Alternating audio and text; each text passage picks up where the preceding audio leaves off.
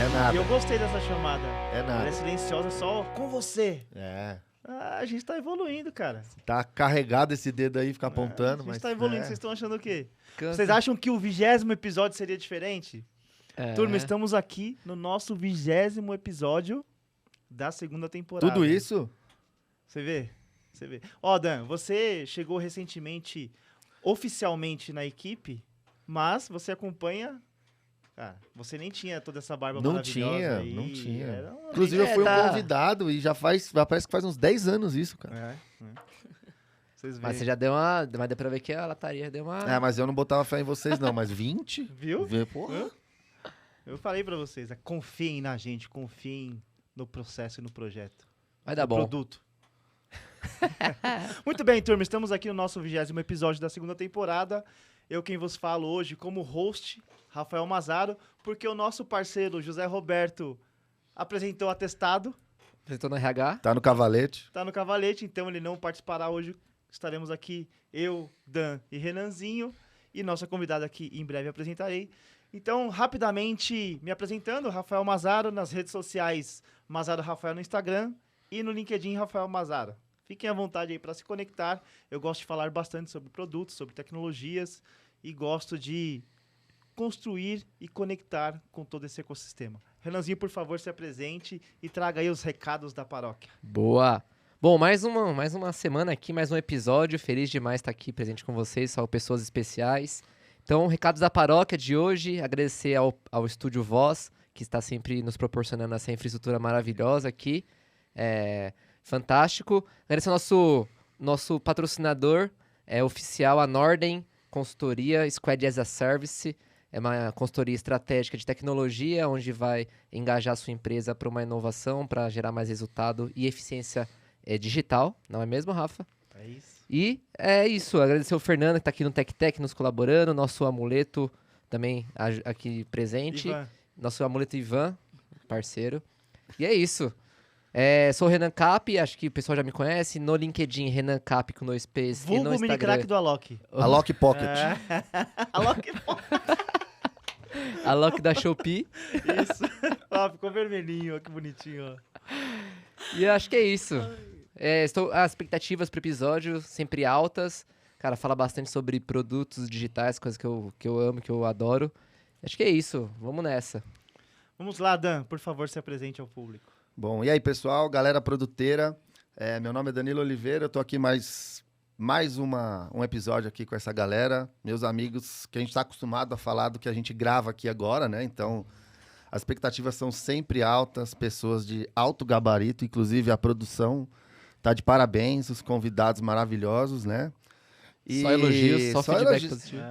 Só coisas maravilhosas. Deixar aquele recadinho biscoiteiro, né? Vai lá. Pra galera que assiste. Eu não sou jovem, eu não sei o que é biscoiteiro, Ó, mas deve ser bom. Não, porque assim, a galera assiste, Aí. mas não se inscreve. Então se inscreve, pessoal, você que tá me ouvindo. É o sininho? Ativa o sininho. Aqui embaixo, né? Faz aí, você que é blogueiro. Em algum lugar da tela.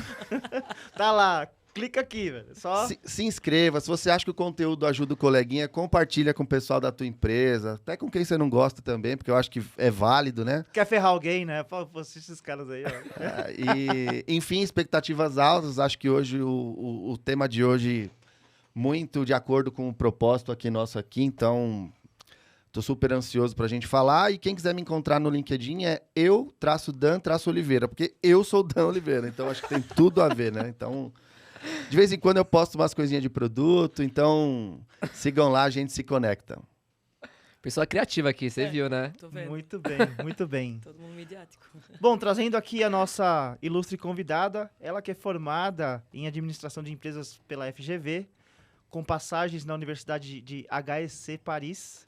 Temos aqui a co-founder e head de operações da Bossa Box, Jéssica Muniz. Por favor, se apresente, fique à vontade. Aquela é a sua câmera, esse é o nosso produto piloto. Bora lá.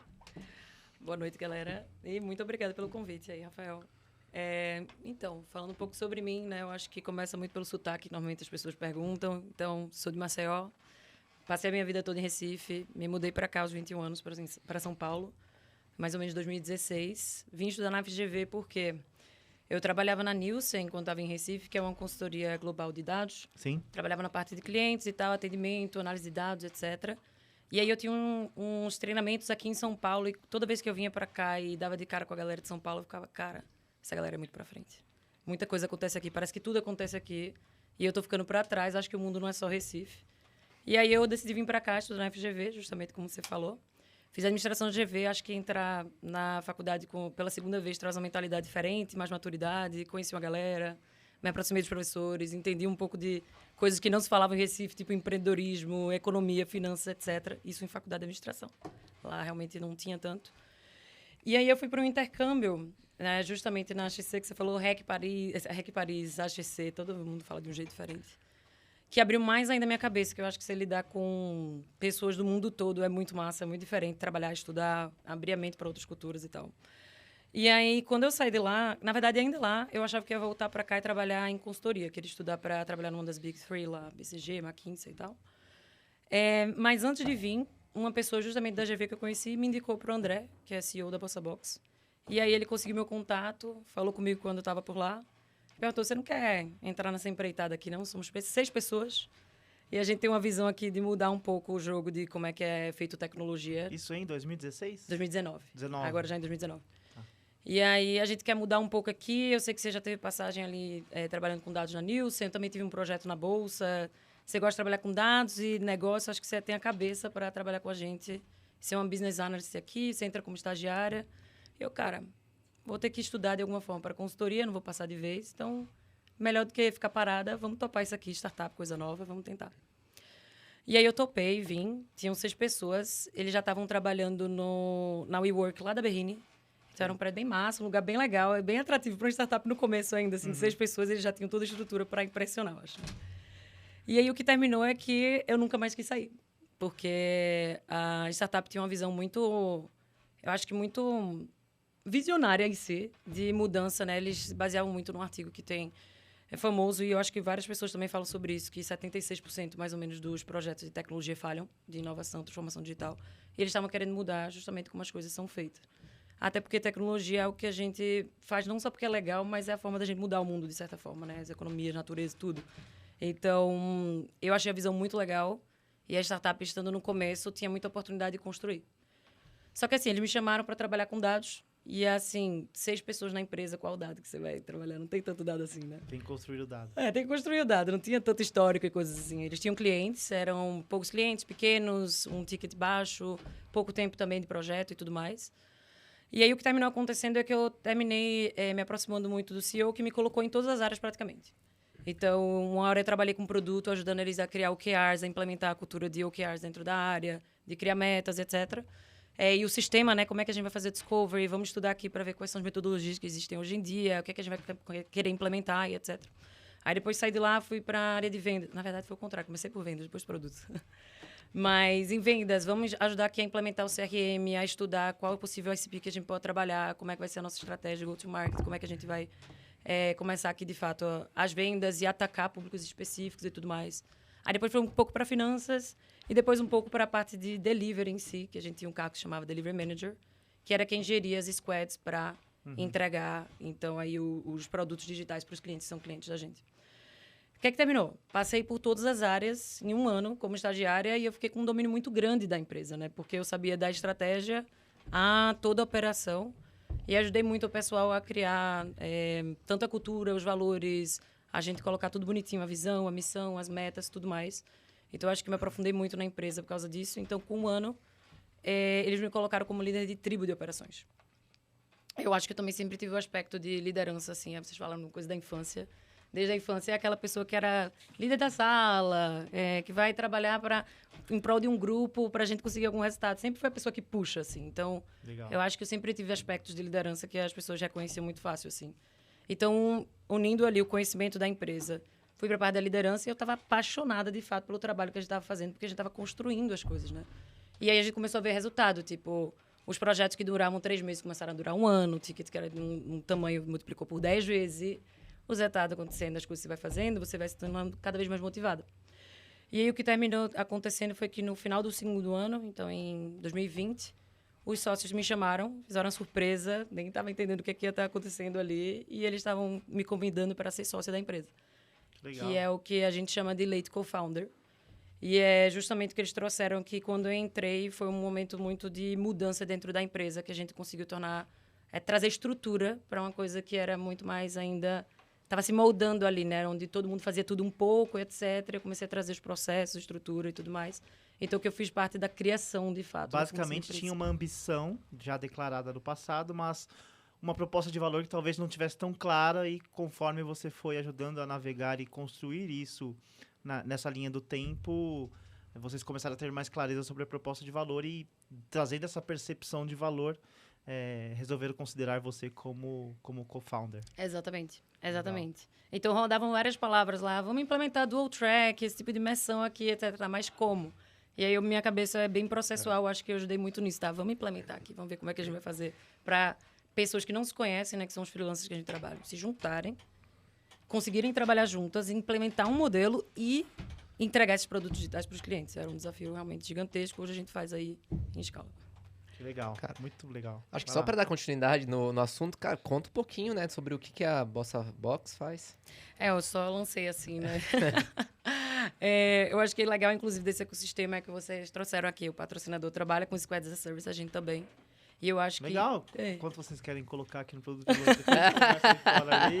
E vida segue, tem espaço para todo mundo. O Isso. CEO da Nordem sempre fala, cara, no nosso mercado tem espaço para todo mundo e a gente é parceiro de todo mundo. Inclusive, existem cases que a gente colocou outras consultorias nos clientes que nós estávamos. A gente não tem apego. Então, aqui, ó. Vamos ver se Nordem, tem uma- Bossa Box, cara, não tem problema Rafael nenhum. não perde a oportunidade, né? É, o cara fez o Muito jabá. bom, em é cima. isso. Um merchan isso. toda hora, tem que ser assim. É essa cabeça de empreendedor. Isso aí, né? Mas eu acho que é isso mesmo. O ecossistema de tecnologia permite todo mundo estar no mesmo lugar discutindo. É muito do que o Cubo, inclusive, promove quando a gente está lá. Um setor, vários concorrentes, um do lado do outro, ali trabalhando. E a Bossa Box em si é isso. A gente forma squads sênior em 10 dias. E a gente, com essas squads, a gente aloca, gerencia essas squads e a gente faz com que elas entreguem produto para os clientes que buscam a gente. Justamente para resolver essa parte dos produtos que falham, né? Então, acho que tem muita oportunidade por isso. 76% do mundo está falhando em construir produto. Como é que a gente pode construir um método que ajude as empresas a entregarem e ter sucesso, né? Muito legal. Você contou que o início da Bossa Box já foi num espaço colaborativo, foi num WeWork. E a gente sempre fala aqui sobre o poder da colaboração. A gente entrevistou, por exemplo, o Guilherme Cavalcante da Flow, que está lá no Cubo. Pretendemos chamar o Felipe Baeta da Piuí, que também está lá no Cubo. Conta pra gente o que você tirou de aprendizado no começo ali, usando o ecossistema. Porque eu já tive a oportunidade de trabalhar dentro do WeWork, não o da Berrine, lá de Pinheiros, Butantã. O Renan estava junto comigo nessa empreitada. E a gente tirava muito insight, assim, das empresas que estavam dentro do ecossistema e tinha uma colaboração genuína que acontecia no dia a dia. Conta pra gente o que você extraiu aí ao longo do início da jornada ali que vocês estavam buscando, através daquela ambição, transformar uma proposta de valor em cima do que você trouxe de dado, que são os 76% dos projetos que falham. Como que o ecossistema te ajudou aí? Ajudaram vocês nesse começo? Eu gosto muito de uma palavra que o Cubo reforça muito, que é serendipidade. Eu não conhecia antes de entrar lá, inclusive. Mas é justamente a proposta de colocar as pessoas num ambiente e ter uma conexão que você não estava esperando e que traz valor para os dois lados. Ou para os 3, 4, 5, 6 lados, quantos tiverem pessoas ali envolvidas, né? E eu acho que esses ambientes de colaboração trazem muito isso. Você está no elevador, eu estou passando e pergunta, tudo bem? Tá difícil o dia hoje, tá? E etc. Daqui a pouco você começa a conversar quando vê uma pessoa com uma empresa que pode se complementar à sua. Ou empresa, sei lá, tem empresas no Work lá que eram de comunidade. E a gente estava tentando formar uma comunidade de freelancers, que a gente chama de Prolance, é o nome lá. Tá, quais são todos os aspectos base para a gente construir as premissas de uma comunidade? Ela não necessariamente seria a nossa cliente ou fornecedora, mas porque eu conheci o modelo dela, eu consegui replicar para o nosso. Tantos como de qualquer área. Lembro muito de conversas, por exemplo, sobre Customer Success também, que estava muito em voga na época.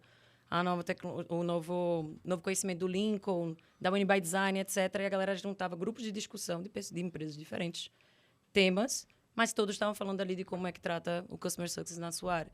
Aí você viu o desafio de um, onde um falhou, você aprende aqui, joga ali. Então, eu acho que esse ambiente de colaboração é fundamental para quem está em startup. Eu acho que, na verdade, até para as grandes empresas, né, que estão tentando se transformar digitalmente, mas não sabem nem por onde começar ou qual a melhor aposta, e elas estão próximas das startups que têm ali um espaço para poder testar, errar muito rápido, é perfeito. Então, eu acho que isso daí é o que mais ajuda, de fato, a construir maturidade, etc., para construir E empresa. você falou do começo que não tinha dados, principalmente nesse começo, onde que a gente não tem dados, não tem produto rodando, né? A gente não tem insumo.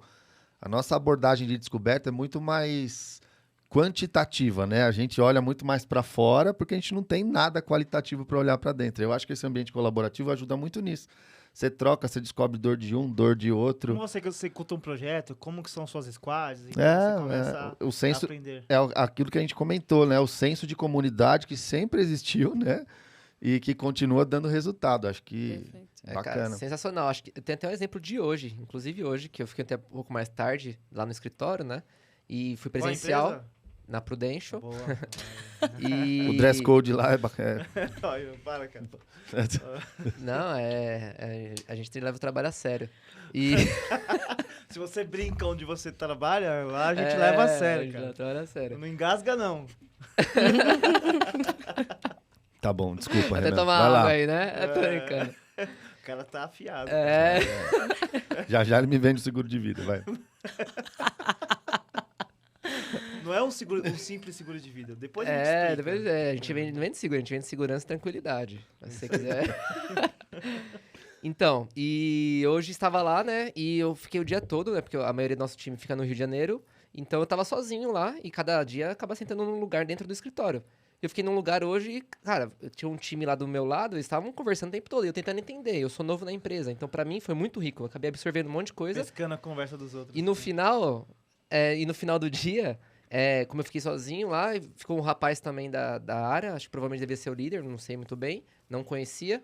Comecei a puxar um assunto com ele. Falei, pô, cara, eu fiquei aqui, eu acabei escutando aqui, né, sem ser por querer. Cara, queria entender um pouquinho mais da sua área. Cara, ele me deu uma aula, assim, sobre a empresa, sobre os processos dele. Eu comecei a identificar um monte de oportunidades no meu trabalho, a partir de uma conversa com um cara aleatório, que eu nem conhecia até então.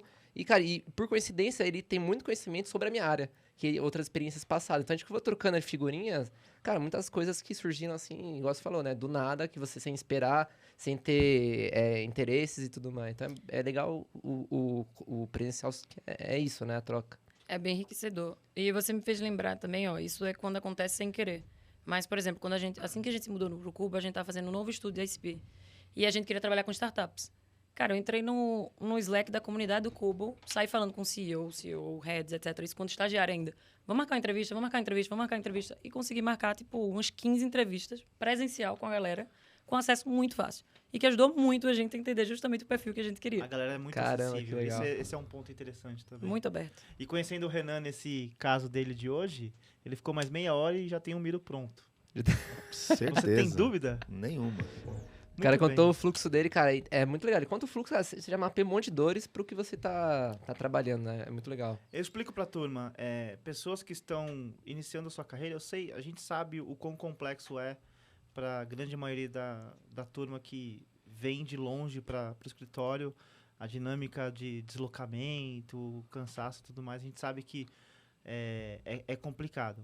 Mas, cara, a colisão criativa do café, essa troca, ela é absurda. Você cresce absurdamente quando você está não só processando o que você faz no dia a dia, mas ouvindo uma conversa lateral, entendendo como funciona a dinâmica da empresa. Tudo isso faz você crescer em repertório.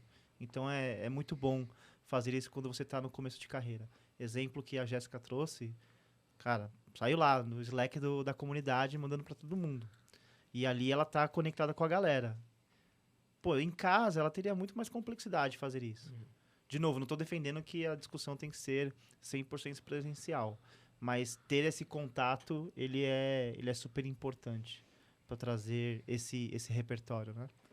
Exato. E acho que, cara, aprendizado pra todo mundo, até pra quem tá começando, acho que a carreira, né? Acho que a gente tem muito medo, né? Pô, de pedir as coisas, de tentar abordar as pessoas, mas, cara, todo mundo é acessível.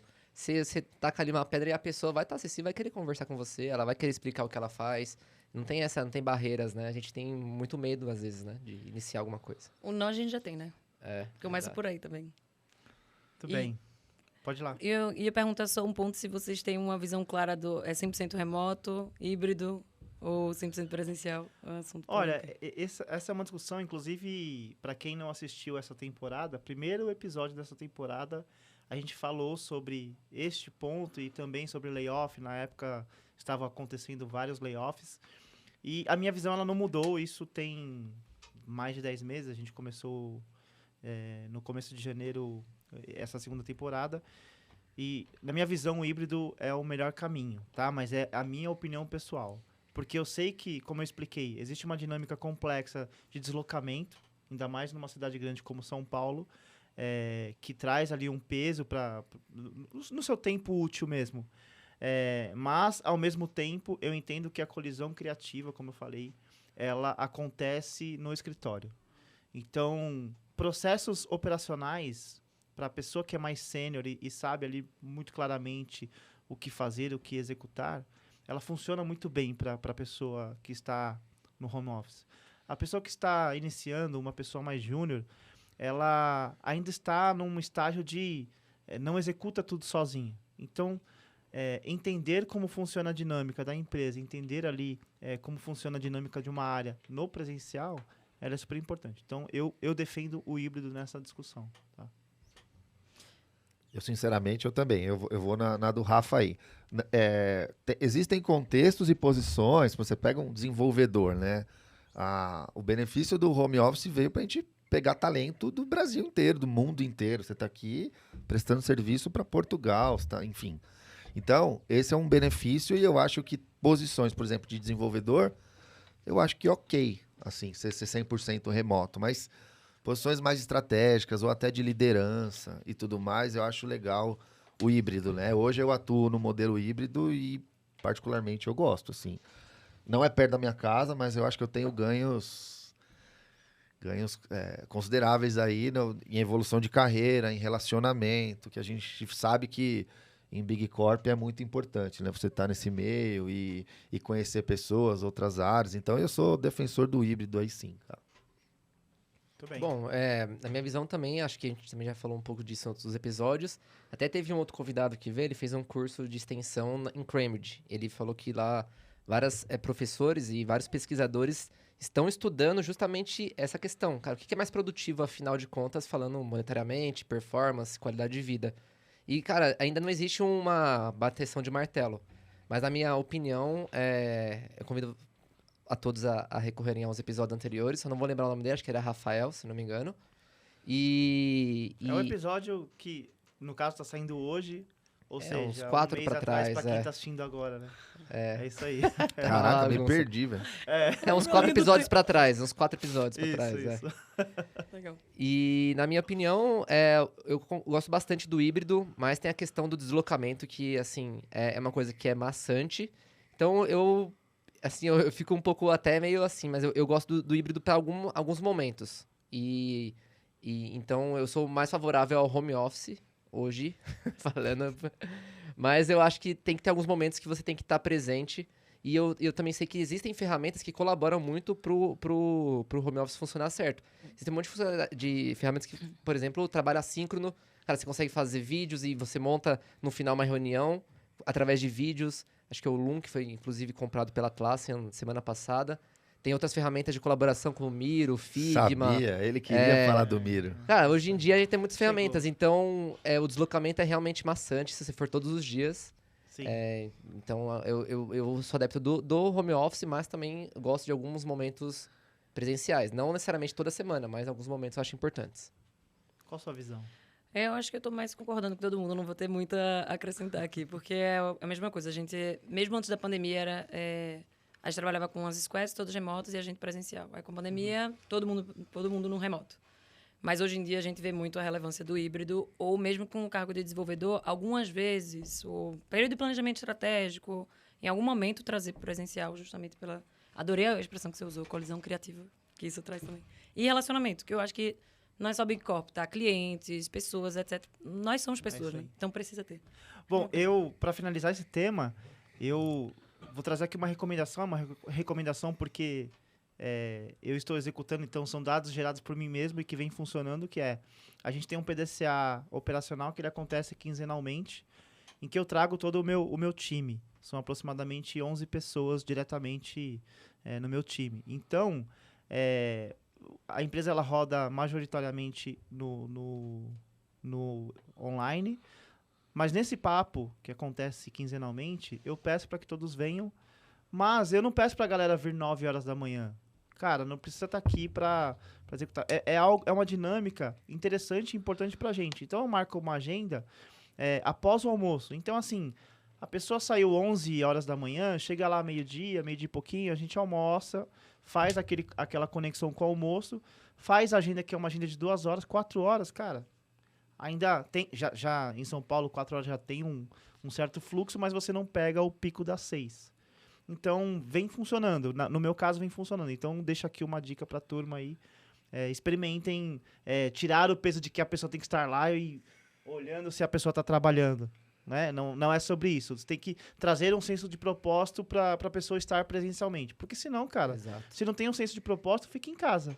Cara, eu vou falar exatamente, cara, às vezes você faz em casa uma coisa, você vai pro escritório e faz a mesma coisa. E aí, cara, aí você não faz sentido você estar lá. Por exemplo, tem muitas empresas falando de segunda ou de terça a quinta, você tem que ir pro escritório. Mas, cara, às vezes pra mim faz sentido ir na sexta, naquela semana, ou na outra, na segunda. Então eu sou mais adepto dessa flexibilidade, justamente pra você ir com um propósito ali que Em faz fases sentido. específicas, tô falando minha experiência pessoal, ir presencial em fases específicas do trabalho me torna menos produtivo. Porque as pessoas me procuram, eu tô mais acessível ali, e meio que quando você tem que sentar e fazer algo ali de pensar e tudo mais, em casa eu fico mais tranquilo para fazer isso. Aí desliga O inverso é Slack, verdadeiro desliga também. o Teams, né? E vai. O inverso é verdadeiro também. Muito bem, eu quero abordar um tema aqui, Jéssica, bem conectado ao que você contou da sua história e conectado ao core da Bossa Box, que é a operação de squads. Quando a gente olha para o mercado, existem, na minha opinião, 4 tipos de empresa. Você tem as empresas tradicionais, como você citou, estão buscando se transformar digitalmente. Você tem as empresas que são de tecnologias e que prestam serviços de tecnologias, como, por exemplo, a Bossa Box, a Norden, SAP, enfim, empresas que são puramente tecnologia, que usam da sua tecnologia para poder ajudar as empresas a alavancarem seus negócios. Você tem as empresas que são que entregam software como serviço. Então, você pega, por exemplo, a Zenvia, Adobe, enfim, não vou citar aqui todas, mas você tem empresas que entregam soluções com tecnologia pura. O seu serviço, ele é tecnológico. E você tem as empresas nativas digitais que elas poderiam entregar a sua solução sem tecnologia, mas a tecnologia faz parte do seu negócio. Exemplo, sei lá, você pega aí uma corretora digital, exemplo a Piwi. Uhum. Ela poderia operacionalizar a venda de seguros sem o digital. Porém, o digital ele é o seu core, ele é o seu alavancador. Então, ela é uma nativa digital que acaba oferecendo serviços tradicionais. Então, olhando para esse ecossistema de empresas, a gente tem aí uma complexidade na execução de projetos, uma vez que a discussão é sobre accountability, é sobre entregar e gerar resultados. Você, no final do dia, não importa se você está usando Scrum, Kanban, preditivo, o que seja, você tem que estar ali construindo ações que entregam resultados.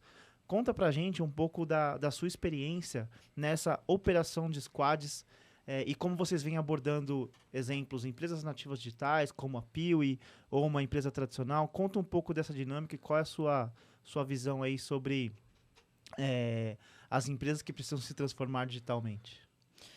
Então, como você trouxe, é um espectro muito grande e aí a cultura dessas empresas é muito diferente. Eu acho que isso é o que traz o maior impacto quando a gente vai formar um time, um squad para trabalhar em produto, né? Porque construindo um produto. As empresas nativas digitais normalmente têm uma cultura mais voltada a resultado, a construção de produto, uma mentalidade mais aberta para a inovação. Então, quando a gente vai trazer squads para elas, normalmente elas estão precisando de capacity, não é muito em relação de expertise. Eu falo assim, então, beleza, a gente já tem um plano, a gente já sabe o que quer fazer, a gente já testou algumas ideias, já validou no mercado, mas a gente está precisando de time, não estou conseguindo contratar tão rápido, ou preciso de um time sênior, etc. Então, vamos trabalhar aqui em relação a me ajudar com a capacity. Aqui até coloco... As pessoas tendem a achar que aqui é mais fácil do que corp, mas eu acho que as duas têm seus desafios igualmente, que são trade-offs, né? Eles vão entender mais, mas o resultado tem que ser mais rápido. Porque, normalmente, as nativas digitais estão ali backfunded por um investidor, alguém que não é só o cliente cobrando o resultado, né? As Big Corps, qual é o resultado que elas vão ter aqui? As empresas que estão transformando seu serviço para construir um produto não é o core. Então, dá um tempo maior ali para a gente testar e etc., e colocar o produto no mercado, ver e etc. Quando a gente está falando das nativas digitais, é resultado para ontem, tem que ser muito rápido, etc. Então, é muito bom que a cultura é mais fácil para a gente acoplar uma squad e conseguir paralelizar ali junto com o time que ele já tem, ou que ele não tem, a gente construir ele do zero. Tomar decisões rápidas sobre arquitetura, tecnologia, etc., porque é tudo muito mais rápido, mas o resultado é para ontem. Mas elas também têm uma consciência maior de que resultado é uma coisa construída em conjunto. É impossível dizer para você, vamos fazer um produto e amanhã a gente vai faturar 30 bilhões de dólares. Impossível. A gente ainda vai descobrir, ainda vai entender se funciona, etc. E ela sabe a participação dela como uma empresa que já está estudando isso há muito tempo, que vai trazer todo o conhecimento para que esse squad que a gente acoplar conseguir trabalhar junto e conseguir chegar nesse resultado. Então, a gente até brinca, como a Uber, assim, você vai ter que dizer para onde você quer chegar e você vai ter que participar do processo para você chegar onde você tem que chegar. Não é só, tipo, do nada, contratei um squad e eu vou chegar lá, né? Você tem que participar do dia a dia, você tem que trazer o conhecimento que você tem e tudo mais. Principalmente dos fundadores, que passam muito tempo estudando, vivendo a dor do negócio ali que foi construído. Quando a gente está falando das grandes empresas, a metodologia é a parte mais difícil de aplicar, né? Que é o que a nativa digital já está acostumada, está lendo ali Medium só, está usando muito Miro, já sabe tudo, as palavras que a gente usa e tal. Quando a gente está falando de Big Corp, elas estão tentando se transformar. Então, muitas vezes, a pessoa que decide que quer construir o produto não é a pessoa que vai executar. E aí já quebra daí, porque você tem que convencer aquela pessoa que eles contrataram porque precisam dessa ajuda. A passagem de bastão é muito mais complexa. Se não tá a gestão do stakeholder é muito complexa. Então, você tem lá 50 pessoas envolvidas, a que compra, a que decide financeiramente, a que vai tocar o projeto, a que aprova a tecnologia. E aí fica aquele balanço ali que você tem que equilibrar. E quando a gente vai trabalhar junto com eles, a gente tem que convencer todo mundo sobre o porquê que a gente está ali. Que não é para demitir uma pessoa, não é para machucar o ego de alguém, não é para dizer que vocês não conseguem, é para apoiar e talvez vocês tenham a governança depois de construir e deslanchar, né? Porque aqui o problema, como eu comecei falando, é mais da expertise. Como que eu faço? Como que eu contrato? Quem eu devo contratar? Como eu vou gerenciar isso? O que eles têm que saber? Como eu sei que estou chegando lá? E resultado daqui também entendido de uma forma meio diferente, porque muitas vezes, quando a gente está falando dessas mais tradicionais, eu acho que foi a primeira da lista que você falou, eles estão buscando mais lançar o produto do que ter um resultado de fato. Então, é diferente do outro que eu estou procurando alcançar um OKR, uma meta tipo, para ontem. Aqui eles estão, tipo, a empresa colocar esse produto no ar. Então, a meta é jogar o produto no ar. E, às vezes, isso pode matar um pouco partes importantes da metodologia, porque eu preciso entrevistar o usuário, esse produto precisa ser validado, não só para as pessoas de dentro da empresa, mas as pessoas que vão ser validadas pelo negócio que está sendo montado e tal. A discussão ela é mais projetizada. É mais projetizada. Exatamente. Existe gestão de projeto nas duas. Eu acho que a minha visão é falar, se a galera dizer que gestão de produto não tem projeto, vai acontecer Sempre as duas. tem. Sempre tem. Roadmap, visão de longo prazo. É uma onde eu gestão de quero chegar. projeto. Sim. Não tem como você estar fazendo um triângulo ali. Tem escopo, tem prazo, tem alocação de recurso. Então, você vai ter que sempre fazer um equilíbrio dessa negociação. É uma gestão de projeto. Apesar de que a gente vai usar todas as metodologias de fundamento e produto. A dinâmica são os recortes. Mas quando a gente está falando daqui, é mais projetizada e aí é difícil a gente mostrar para eles como que aquele projeto não acabou ali. Não tem um começo, meio e fim. Construí, lancei, agora tu vai tocar sozinho. Cara, você vai ter um desafio enorme, inclusive, quando for botar esse produto no mercado. Entender o que é que você necessita para fazer a evolução desse produto. O go-to-market desse produto. E o product-market vai mudar o produto ou vai mudar o mercado? Por onde que você vai começar? E se você não tem expertise nem para começar a construir, imagina dessa parte. E aí a nossa dificuldade aqui, o desafio maior é justamente com essa parte de metodologia e tudo mais. Acho que essas são as maiores diferenças. Tudo se refere à cultura, eu acho que eu resumiria assim. Legal. Não, bem legal. Eu quero tirar uma dúvida contigo, muito sobre o ponto que você puxou. Você falou sobre um termo-chave ali que é uma dor para a galera de produto, inclusive minha, tá? Que é a gestão de stakeholder. Eu acho que é o grande desafio ali, você conseguir se comunicar, você conseguir alinhar a expectativa e engajar no que você falou, pô, a gente tem que ir junto para que de fato o resultado apareça. Aí olhando, né, para o teu viés hoje ali, a cadeira que você ocupa de operações, você mesmo citou que você tem uma cabeça bem processual e tudo mais, como que vocês lidam com esse desafio nos diferentes cenários, né? Ali você está atuando com Big Corp, está atuando com nativa digital. Como que vocês lidam com essa questão de gestão de stakeholders, né? Utilizando as metodologias conhecidas ou não, algum framework que vocês utilizam, o que de fato que vocês fazem? É que acho que é um desafio e é uma dor para geral produtor aí. A galera da gestão de produto aí, a gente sofre. E Stakeholder, tudo tranquilo, cara. Você tá jogando. tudo bonzinho. Ninguém tem um interesse pessoal ali envolvido. Mas eu acho que isso, inclusive, é um dos maiores desafios e também é o maior destaque. A gente aloca muitas pessoas, né? E justamente os product managers que têm essa capacidade melhor de gestão de stakeholder é o que mais tem destaque, assim, quando a gente consegue encontrar. Porque é uma skill muito difícil, né? Você está querendo fazer... Normalmente, você separa as coisas, tá? Gestão de stakeholder não faz parte da gestão do produto, então eu vim aqui, a mentalidade da pessoa fica, eu vim aqui construir produto. Eu quero entrevistar o usuário, entender o negócio, fazer a metodologia aqui aplicada do Dual Track, do Discover, Deliver e entregar. Pô, mas ainda vou ter que falar com 1 milhão de pessoas para mostrar isso, aquilo, e falar que roadmap não tem prazo, que não sei o que.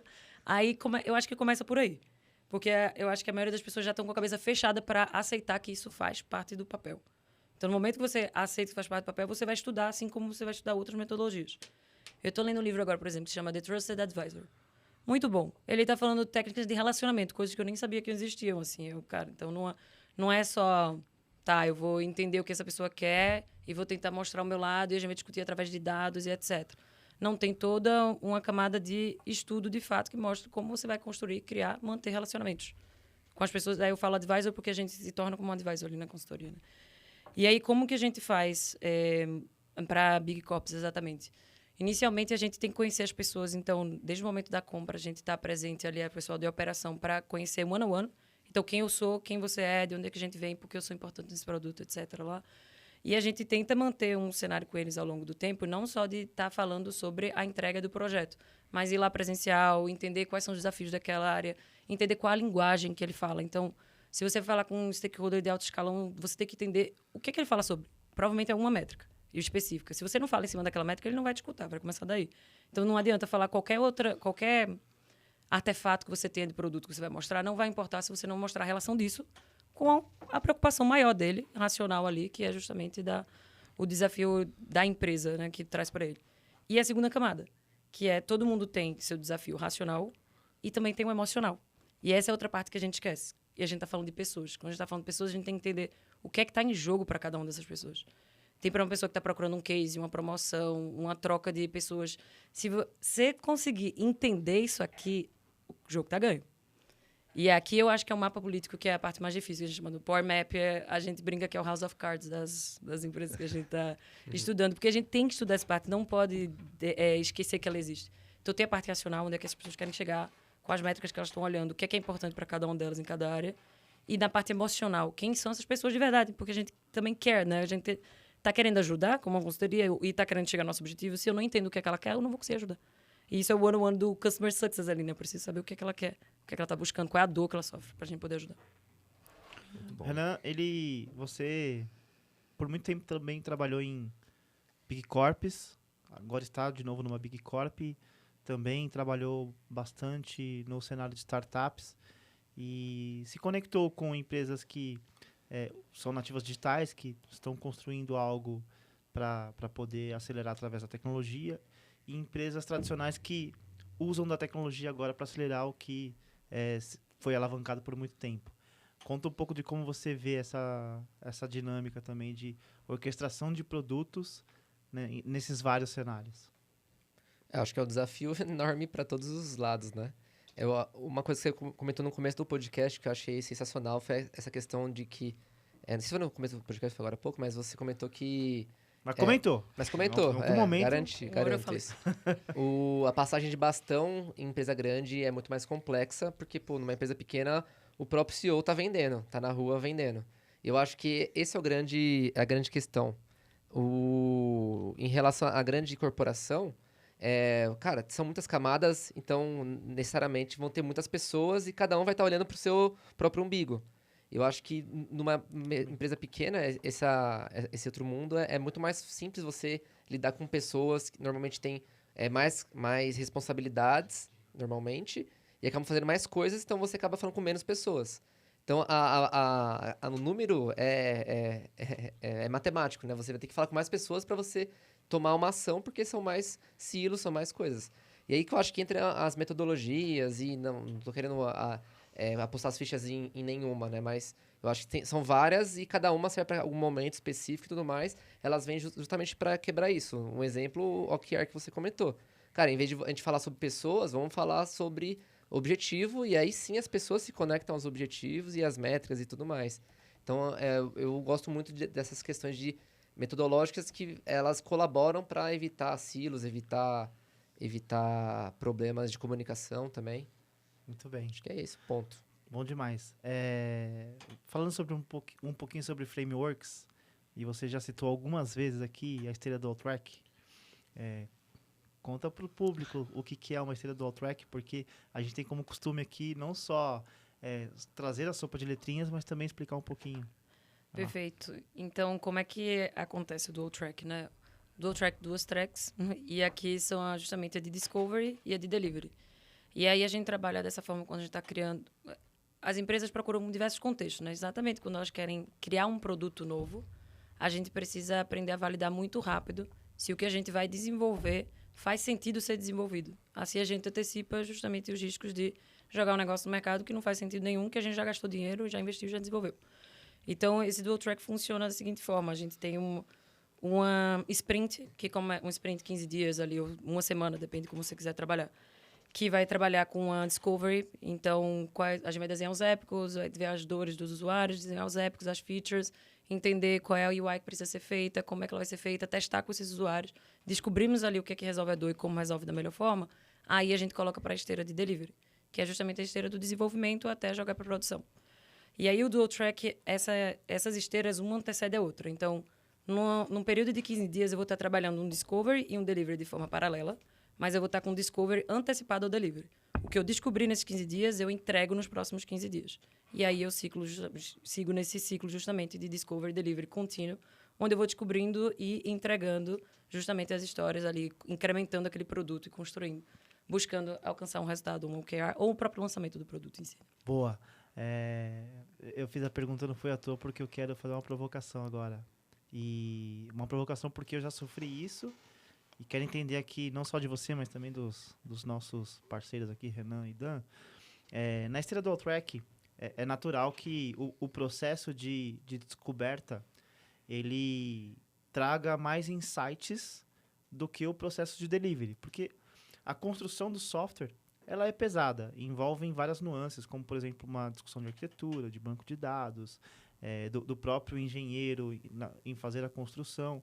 Então, tem uma complexidade de acompanhamento entre o que você constrói no Discovery versus a execução no Delivery. E já aconteceu não só uma vez, mas mais de uma vez nos meus times, dessa esteira, ela em algum momento, essa engrenagem, ela desencaixar.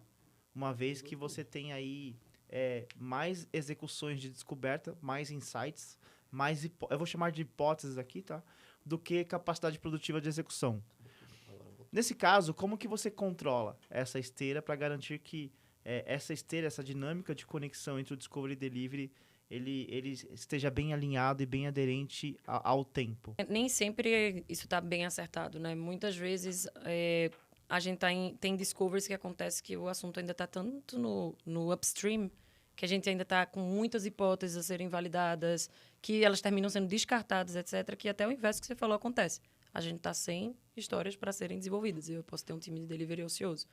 Então, é muito importante que no início, antes de começar o projeto, a gente chama que a gente tem um período ali de imersão, que é quase uma product discovery reduzida ali, onde a gente vai realmente tentar transformar tudo que está no upstream, tudo que é hipótese, validar, etc., para estar para o downstream. E quando a gente entrar na esteira de Discovery Delivery, ser só descobertas de UI, mais ou menos, sabe? Onde é que o botão vai estar, se a melhor metodologia para a gente colocar na plataforma é assim, assado, para componentes, coisas mais básicas do que um Discovery mesmo ter que validar se aquela hipótese tipo, essa feature é necessária existir at all, entendeu? A gente tenta antecipar e trazer isso para cá. Então, e a gente roda esse ciclo algumas vezes, né? Porque também não dá para... Começou, fiz essa imersão inteira e depois só um dual track eterno. Não, acabamos um trimestre onde a gente teve alcance dos objetivos ali, a gente tem novas hipóteses, etc. Vamos fazer uma nova imersão para entender realmente se o produto foi para o caminho que a gente estava imaginando, se tem uma chance de pivotar, se tem novas coisas que a empresa descobriu no negócio mesmo, que pode trazer oportunidades aqui e tal, e a gente vai aí modelando.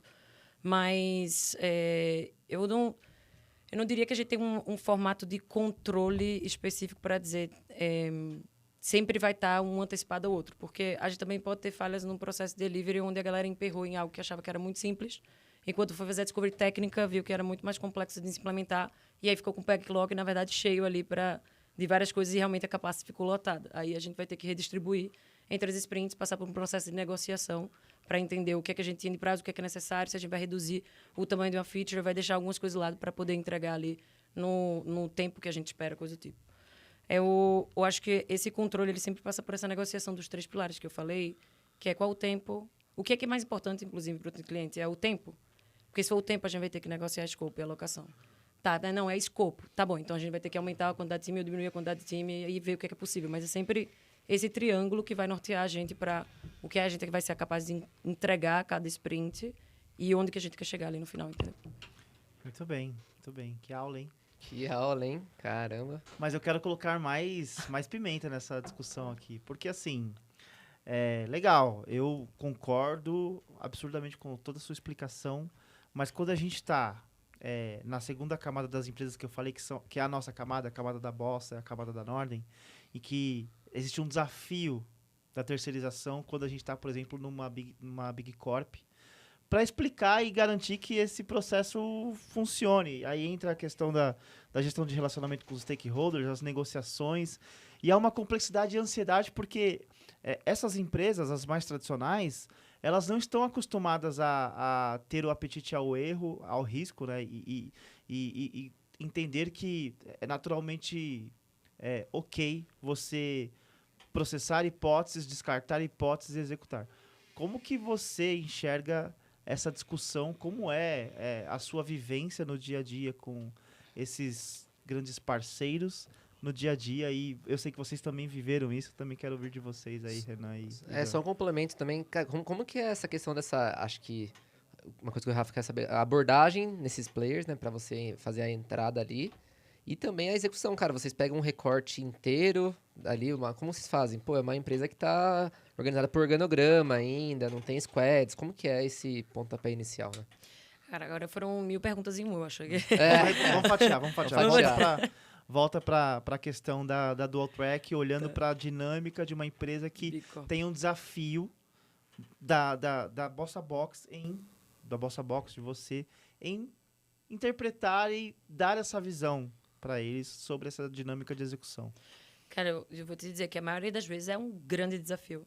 Seria louco falar aqui que é tipo fácil toda vez, porque essa discussão que a gente está tendo da cultura, do organograma, dos stakeholders, cada um vai ter é muito parecido, porque é sempre esse o desafio, mas como é pessoas, cada um muda um pouco. E é sempre um desafio de fato. A gente traz desde a venda, como é o modelo que a gente aplica. Então, a gente não coloca em contrato assim, eu vou te entregar esse produto com todos esses requisitos ao final de tanto tempo. O que a gente traz para eles você sabe que você quer criar um produto para área tal, sei lá, para servir tal tipo de usuário, mas você não sabe ainda exatamente quais são as features que são necessárias para estar colocado aqui, certo? Então, não tem como a gente fechar esse escopo aqui. Você quer descobrir. E a gente mostra para ele exemplos. Eu acho que cases é uma da maior forma para conseguir educar.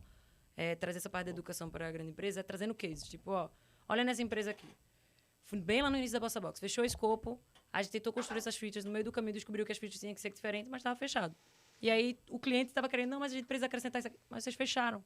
Você, na verdade, não vai querer isso aqui. É mostrar para eles como, na verdade, atrapalha o processo deles se eles tiverem uma abordagem muito fixa de fechar tudo, porque no processo é que a gente vai descobrir. Então, a gente tem essa camada de educação, a gente tenta trazer treinamentos, workshops, desde a venda. A gente faz isso com a proposta, etc., para os decisores. E quando a gente passa para a operação, a gente traz o time da galera que vai trabalhar junto, os drivers, que a gente chama ali do dia a dia, etc., para dar treinamento, para mostrar a metodologia que vai ser aplicada, para mostrar os SLAs. Tipo, gente, ó, quando é que vocês podem aprovar ou desaprovar? Que não dá também, por exemplo, o que é que a gente já passou muito? No meio da sprint, discutir a sprint inteira sobre algo que foi alinhado no início.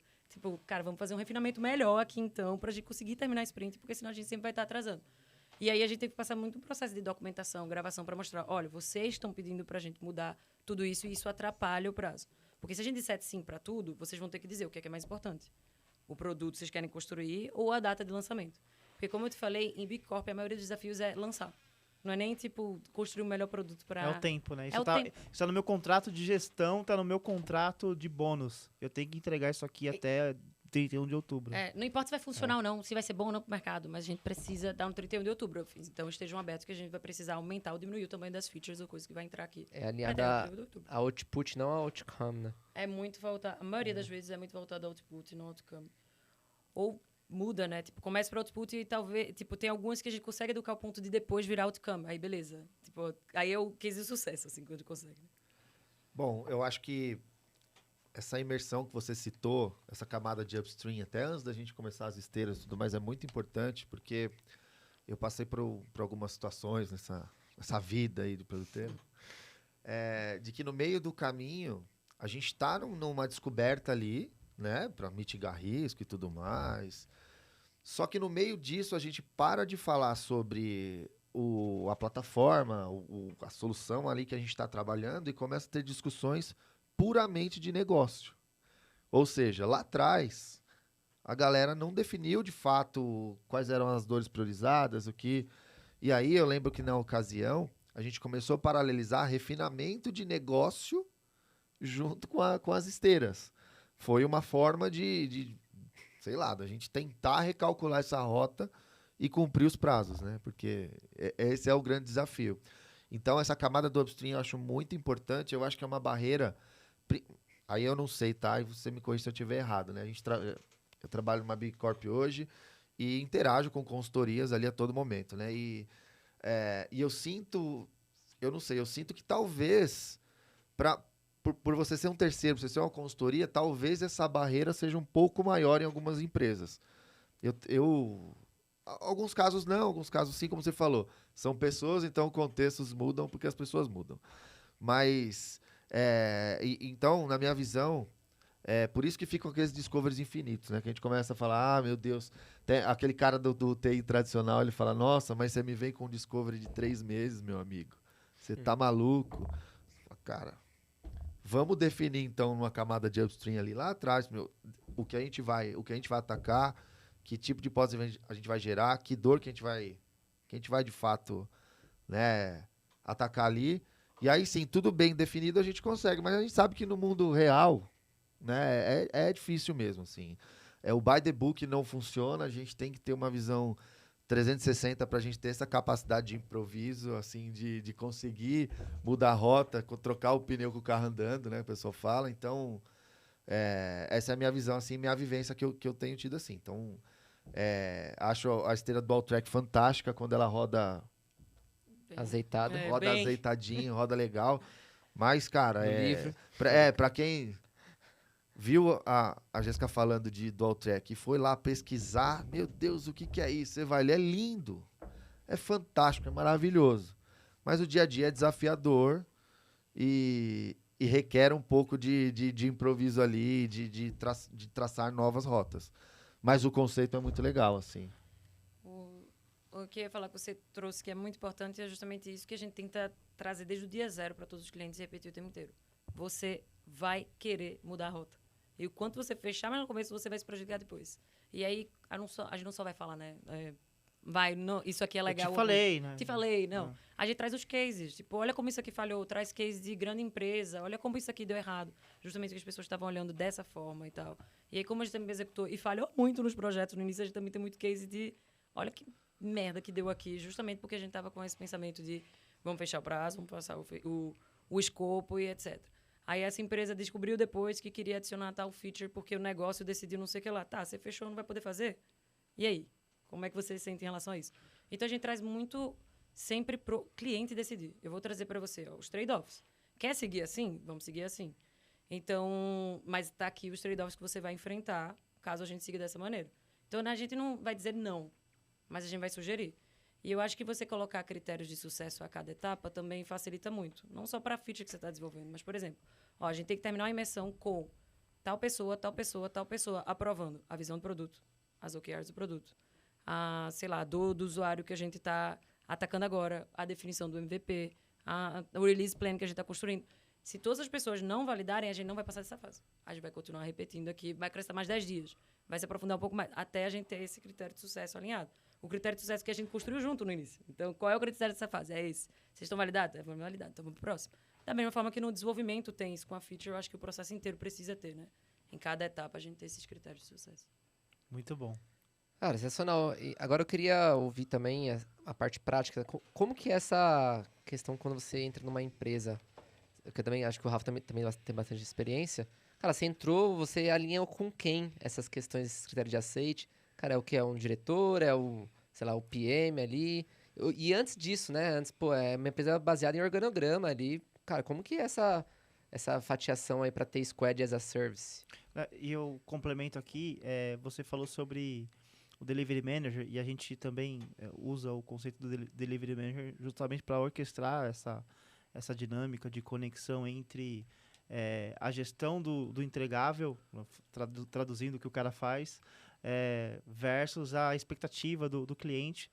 E esse cara ele tem que estar muito conectado com a limitação de WIP, né? O Work in Progress, o que está entrando, o que está sendo consumido na esteira. Então, conecto aí essa pergunta do Renan com o perfil profissional que acaba ajudando aí nessa execução. Conta pra gente um pouco. Boa. Quando a gente está fazendo a venda ali, a gente mapeia os stakeholders principais para poder executar a venda. É uma venda normalmente longa, né? Você envolve várias pessoas, entende a infraestrutura que ele já tem, qual é o time que ele já tem, quais são as dores, porque essas dores existem. Então, envolve muita gente no processo da compra. E aí, quando a gente vai fazer essa passagem de bastão, a gente usa a metodologia do DASI, que é Driver, Approver, Contributor, Informed. Então, a gente pega essa metodologia e com eles vai montar, gente, ó, o Driver é a pessoa que vai tomar a decisão no dia a dia, que vai testar o produto, que vai validar o que está passando do Discovery para Delivery e que vai aprovar as sprints, vai trazer para a gente a lista de usuários, vai poder fomentar a introdução da gente com as pessoas lá dentro. Essa é a sua responsabilidade. Cliente, quem você quer colocar nessa posição de Driver? Vai ser o fulaninho de tal. Beleza, vamos apresentar a área que ele está, os objetivos que ele tem, tentar conhecer, se aproximar, entender o que ele está buscando ali com esse projeto e tudo mais. Tempo de dedicação dele. Tempo de dedicação dele, tudo isso. Todos esses aliados aí. Informed, quem são as pessoas que têm que estar informadas das principais decisões? De para onde o produto está indo, negociações quando a gente está influenciando aqueles 3 fatores, apresentações de resultado e etc. Fulano tal, fulano tal, fulano tal. Quem é contribuidor? Contribuidor. As pessoas que vão participar de algumas partes do processo. Talvez alguém do marketing, de dados, de infra. Quem são as pessoas? Aí a gente vai montando tudo isso. E aí a gente depois vai fazer uma reunião com todas as pessoas para mostrar o seu papel, sua responsabilidade. Quando você vem para cá. No kickoff tem essa discussão. Exatamente. Legal. Então a gente define as pessoas e depois a gente se reúne com elas para tentar se aproximar delas. Porque a gente já sofreu muito no passado, justamente de ficar... contratou a consultoria... porque a gente não consegue, aí fica aquela briga de ego, o produto contratou porque a tecnologia não sai, o TI não faz, aí a galera TI bloqueia tudo que a gente tem que fazer. Então, se a gente, no início, antes de começar, não já traz essa galera pro jogo... Imagina, não acontece. Então, mas esse é o ponto. Não dá. Esse é o ponto que eu queria chegar. Então, quem vai participar dessa questão desse DASI que você comentou, que vai ser elencar as pessoas, tem que ser uma pessoa do alto escalão. Sim ou não? Aí eu esqueci, pulei o A, né? O Approver. O approver final, justamente, é uma pessoa de alto escalão. E aí, justamente, se a gente está enfrentando problemas no dia a dia, deixa isso alinhado. No dia a dia que não está conseguindo fluir para o objetivo que a gente tinha, essa pessoa vai estar notificada, tem os reports lá para ela saber, ó, estamos tendo bloqueio com isso, o pessoal está liberando aquilo, para a gente tentar se organizar e seguir. Porque essa é a questão de dar mais bronca, justamente como é o organograma da empresa, como é que eles estão organizados ali no dia a dia. Então, esse dá-se... E ele pode evoluir ao longo do tempo, tá? Tipo, mudou porque quando você vê, tem gente entrando e saindo de empresa o tempo todo. Então, demitiram um, colocaram outro, aí a gente tem que reonboardar aquela pessoa em tudo que ela vai ter que fazer, o que é que já foi feito antes. E às vezes nova pessoa entra e quer mudar tudo que a outra passada decidiu, aí a complicação maior, mas tem muito disso. Aí essa é a forma que a gente faz para gerir, de fato, na prática. Cara, eu gostei bastante dessa abordagem, porque você traz quase que um mapa, né, da onde você vai navegar ali para que a coisa tenha sucesso. Mas acho que, cara, a pessoa que tá ali definindo isso tem que ser uma pessoa do alto escalão. Então, acho que o meu ponto é justamente isso. Uma empresa grande, para ela começar a se fatiar em squads, vamos dizer assim, né? Cara, mudar essa visão de organograma, tem que vir um apoio de cima. Cara, não adianta vou citar aqui um cargo, mas, cara, um gerente que olha só tem a hierarquia ou o poder ali numa empresa só olhando para sua área ali, né? Ele vai querer implantar o Squad as a Service na companhia, por exemplo. E quem paga não vai ser ele. Quem compra da gente é justamente uma pessoa do alto escalão que já está defendendo isso. Ela já apoiou Exato, quando ela decidiu. Aí ela, normalmente, em grande empresa, o approver é uma pessoa de alto escalão, o driver é um PM, um GPM, ou um gerente de produto. E ali, contributors, como eu falei, informe, depende da área e tal. Entendi. E é Aí cultural, né, cara? Então, e cultura, a gente sabe que a melhor forma de implantar é top-down, né? Vim de cima, né? A cultura vem de cima, né? A cultura vem de cima, Não, né? Vocês estão trazendo um ponto bem interessante na nossa discussão, que é sobre essa questão de cultura. E eu quero discutir sobre hack de cultura. A gente está num momento em que nunca se discutiu tanto a eficiência digital. Por muito tempo, a discussão de eficiência ela foi muito atrelada à redução de headcount, a você efetuar um processo operacional e melhorar isso, talvez implementando um ERP, coisas nesse sentido. Então, a eficiência ela sempre foi muito focada neste caminho. O digital ele se torna exponencial nessa discussão, porque você tem um empilhamento de tecnologias, um empilhamento de funcionalidades, na sua grande maioria das vezes, que estão em desuso, e você tem nessa discussão uma complexidade que é o resultado. Porque as empresas elas se preocuparam por algum tempo, e eu percebo que a comunidade, eu não vou generalizar, tá? E não vou julgar, mas a nossa comunidade ágil, vou falar novos até para não sentirem que eu estou excluindo, tá? A comunidade ágil, ela, em alguns casos, perdeu a mão, se preocupando muito com os meios, se preocupando muito com o ferramental e menos com o resultado. Então, você passa a medir se o time faz daily ou se o time faz a demo no final da sprint e dá a notinha ali, aquilo ali é a sua métrica, o que a gente chama de métrica de vaidade. E a gente sabe que no final do dia, o acionista que está ali investindo na empresa, o próprio sponsor, ele está muito mais preocupado com o resultado. E existem caminhos para isso. Um dos caminhos, você citou aqui algumas vezes também, que é o conceito de OKR, que na minha opinião, é uma ferramenta utilizada para alinhamento de expectativa. Então, eu tenho aqui um objetivo e para isso eu vou construir um conjunto de atividades que estão alinhados a métricas, a key results ali, que essas atividades vão atingir esse valor. A gente sabe que independente do tamanho do player, seja uma nativa digital ou seja uma grande empresa, quando se fala OKR, todo mundo sabe na teoria. Uhum. Na prática se confunde muito uma ação, se confunde muito o que é o resultado. E o hack de cultura ele entra exatamente nesse ponto, assim.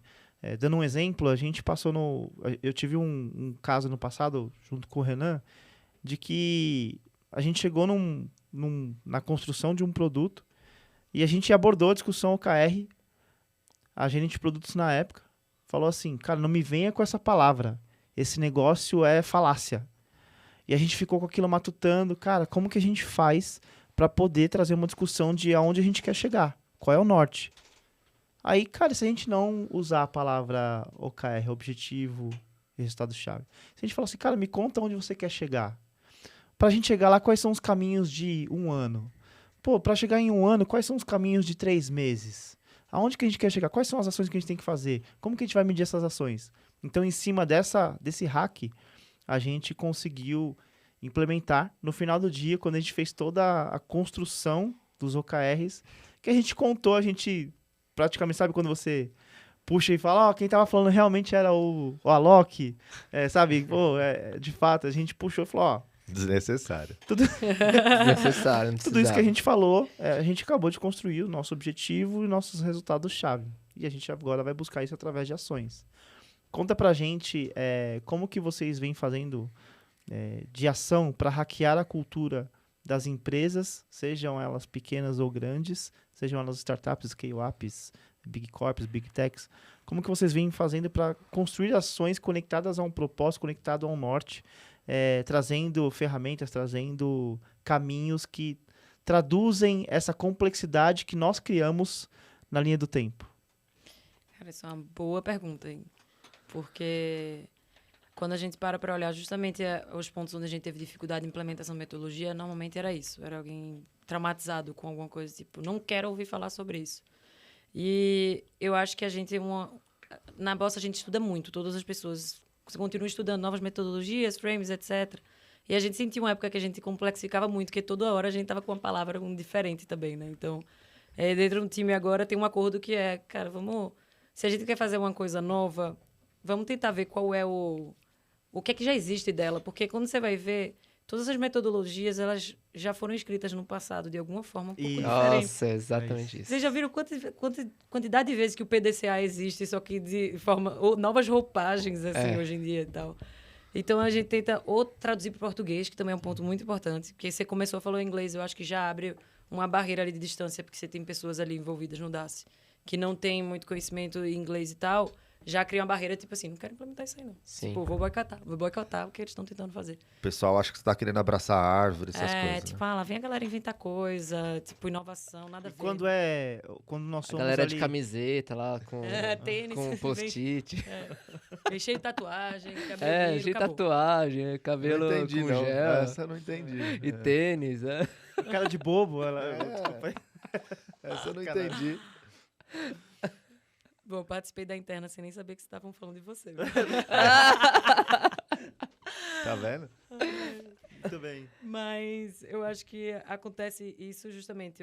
A gente tenta focar, tá? Vamos falar o que der em português para as pessoas se sentirem mais confortáveis e não criar essa barreira. E vamos tentar usar as metodologias com nomes que as pessoas já conheçam, para a gente não estar criando novas coisas que, além de todo esse processo complexo, ela ainda vai ter que estar aprendendo e muitas vezes as pessoas não Precisamos ser eficientes, inclusive, nos processos e na forma como a gente aborda. É uma discussão que eu trago constantemente. A eficiência, ela está na simplicidade. É fazer o Trevisan veio aqui e falou isso. Cara, como que você entrega uma boa experiência para o cliente? Inicialmente, fazendo o feijão com arroz, entregando o resultado. Se o cara quer gás na casa dele, ele terá gás na casa dele. É isso. Você tem que ganhar confiança primeiro, assim, para depois sugerir as coisas novas. Você já chega querendo colocar tudo novo, a pessoa já... Puta, isso é verdade. Aí não vai dar certo. Então, acho que tem que fazer exatamente o que você trouxe. Feijão com arroz, ganhar confiança, saber o que ele quer. Tá, é isso aqui que você vai ter, entrega. Aí a gente começa, vamos implementar isso aqui novo, etc. Porque eu falo, quando eu cito aqui OKRs, normalmente eu estou falando de metas. Eu acho que a cabeça já está tão automática, mas... Sim. Estamos ali falando de metas. O cliente não quer falar disso agora. Tá bom, vamos começar construindo aqui, mostrar que a gente entrega, com qualidade, etc. Ele ganhou a confiança. Vamos falar agora um pouco sobre a visão futura que está faltando, não está tão certa que a gente iniciou. Então, eu acho que tem que entender muito disso que você falou, o que é que o cliente está querendo, como é que a gente ganha confiança para depois implementar as coisas novas. E tudo isso que pode criar barreiras, sabe? Tudo que você vê que pode mexer no ego das pessoas, provavelmente vai ser um desafio para implementar. Então, por isso que, mais uma vez, eu volto a entender quem são as pessoas. Você vai entender o motivador delas, o que é que distancia, o que é que aproxima, e você vai jogando o jogo dela. Nunca é muito jogar o seu jogo. Quando a gente era muito voltado à Bossa Box, a nossa metodologia, a nossa forma, etc., dava errado, porque a gente está prestando isso, fazendo isso para as outras pessoas. Inclusive, eu acho que você tinha comentado, mas mesmo o Product Manager dentro de uma grande empresa, né? Você foi contratado para trabalhar no produto, para alcançar um resultado, e alguém criou lá em cima. Então, a gente vai ter que entender o que é que lá em cima está falando e estão querendo, para ir ganhando confiança em você, depois ir colocando as coisas novas em si. Acho que não tem uma metodologia específica, mas eu coloco esse caminho aqui. E até é engraçado quando a gente traz, por exemplo, sei lá, o Business Model Canva, sabe? Bem antigão, em faculdade de administração todo mundo ensina. Hoje em dia tem 1 milhão de formas de falar sobre ele também. Tem 1 milhão de coisas. Aí a galera, velho, a gente está falando com o Big Corp, em vez de falar essa outra aqui, vamos falar desse que a gente já sabe que eles conhecem. Então, fazer essas adaptações para a galera já saber. Lógico que vai ter inovação no momento que a gente vai ter que falar, explicar, etc. Mas eu vou te dizer que a maioria das pessoas não gosta de ser ensinado. Então, até quando vai trazer, não é... A gente tem que se colocar na posição, tipo assim, não estou te ensinando. Olha como isso beneficia o projeto da gente. Olha como você... Lembra que você estava querendo isso aqui? Ó, essa é uma forma da gente chegar lá. O que é que você acha? Para a pessoa ver que ela está tomando a decisão, não é você que está impondo. Então, tem tudo isso que Eu lembro que a gente ficou um tempo chamando... Cara, Situation All, porque nós somos muito visuais, né? Então, cara, vou montar aqui uma gestão visual, uma grande parede aqui que conta tudo do produto. Cara, o que é Situation All? E toda vez a gente insistia nisso. Cara, vamos trazer uma discussão sobre gestão visual? Ó, nós temos uma gestão visual numa parede que conta toda a história do produto. Quando alguém passar por aqui, vai bater o olho e vai entender tudo o que está acontecendo. As métricas, os caminhos, as features, a sprint e por aí vai, né? Exatamente, Muito cara. bom. Mas mudar as palavras, simplificar, né, cara? E acho que muitas vezes também o que acontece é, às vezes, pô, você quer chamar o cara de PM, mas o cara, ele era gerente, mas ele já fazia o papel de PM. Aí, cara, você quer ficar colocando ali uma nomenclatura, mas ele já fazia aquele papel ali só porque tá no by the book que tem que ser aquele product manager, sei lá, sabe? Às vezes pode adaptar para aquela empresa, então acho que é sobre isso, né, que você tá falando, né? Cara, não existe uma receita de bolo, existe você analisar o contexto onde você está se inserindo, ver as motivações das pessoas. E, cara, uma coisa que eu gosto muito, de que eu uso até isso em relação a hack de cultura, é aquela curva de adoção de produto, sabe? Aquela curva do Cross Charm, do Cross Early adopters. Early Adopters. Exato, cara, você identificar os Early Adopters ali que, cara, já conhece um pouco de framework, já sabe um pouco ali das palavras, ou também já tá comprado um pouco com a ideia e, cara, traz ele pra jogo, traz ele pra ser um multiplicador, traz ele pra junto. Porque ele não pode ser naquela área daquela pessoa a sementinha a ser plantada. Então, eu gosto bastante dessa curva de adoção, né? Construir champions no caminho é muito importante, né? Para conseguir fazer essa adoção acontecer. Exato, A gente tem um exemplo parecido com o que você falou. A gente tinha aprendido num curso que tinha colocado para o time de Customer Success, também participei do curso, e a gente tinha aprendido uma palavra nova que era Joint Impact Plan. Nome bonitão e tal. Todo mundo, muito sentido. Vamos fazer isso aqui, etc. É tão complexo o nome que até o time não estava conseguindo executar. Estava achando complexo. E era um simples cronograma com um plano de ação, gente. Que é eu chamar o cliente e dizer assim, ó, tá aqui o fluxo de desenvolvimento, mas além desse produto sendo desenvolvido, a gente vai ter que fazer outras ações para esse produto ter sucesso. Vai ter que ter o naming, vai ter que ter a logomarca, vai ter tudo que você imaginar, que é paralelo ali ao processo de desenvolvimento, que tem que fazer do marketing à estratégia financeira, tudo. Aí a gente estava criando isso com o nome Joint Impact Plan. O meu time estava com dificuldade de implementar. Os clientes não estavam entendendo nada. Teve cliente que teve uma aula de 2 horas da galera falando só a metodologia.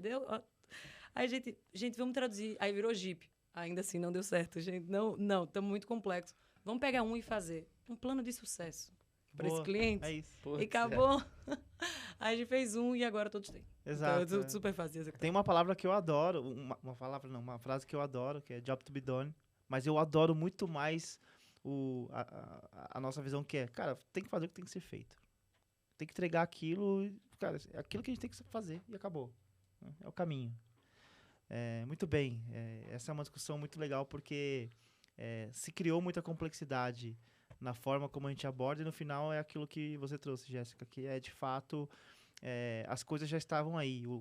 Tudo que nasceu do Lean, a gente está falando de coisas há mais de 40 anos.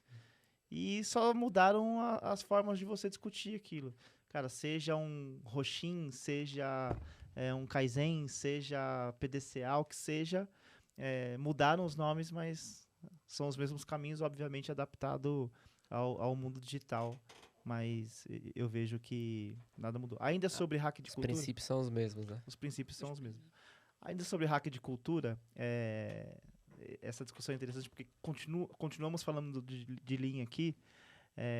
Quando a gente olha, por exemplo, a estratégia de transformação, e a liderança ela é super importante nisso, a gente olha para o conceito tradicional que é a pirâmide, que nessa pirâmide você conta porta para fora o que você faz, no meio quais são os seus processos, como você faz, e na base o porquê você faz. Então você tem aqui na camada do porquê o seu time ali discutindo proposta, ambição e executando, aí aqui processos para garantir isso, e o que você faz é o seu produto entregue na ponta e aquela pontinha ali. E o cliente enxergava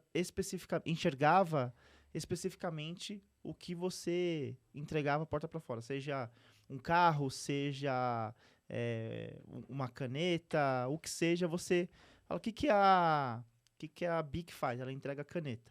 É isso que ela faz.